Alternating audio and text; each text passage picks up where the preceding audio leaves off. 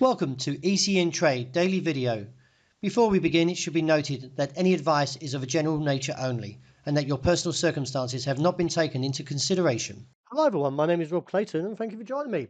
The Australian dollar is once again showing strength against the US dollar after the Reserve Bank of Australia surprised markets by holding the official cash rate steady at 3.85%, defying expectations of a 90% chance of a cut. Of the 9 board members, 3 favoured a rate change, but the majority of the 6 voted to hold.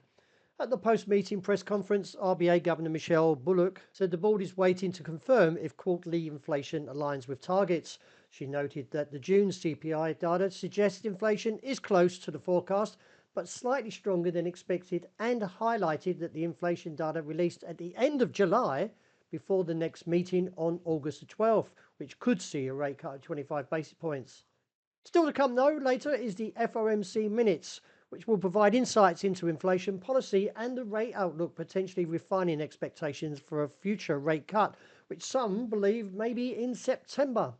So looking at the technicals, we're not quite fully confirmed the bullish outlook, but the strength is coming back, and if so, could see the rally on back to 66 cents, and even possibly where the target is around 66.5 to 65.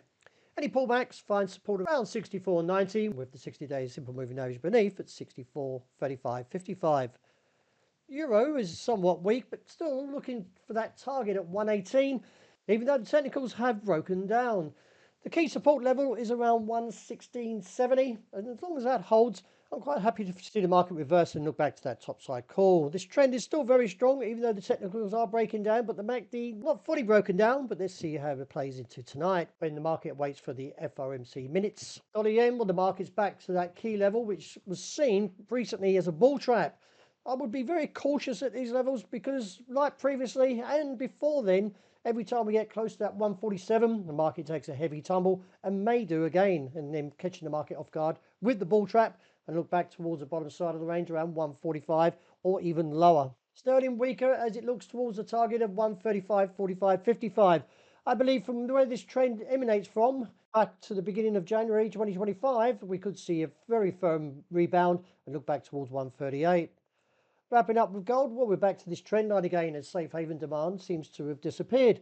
Nevertheless, I'm going to get too negative here as we could see a snap to the upside as bargain unders are likely to return soon, close from the base around 3,268 to 73, and then look back towards 3,300 and reassess.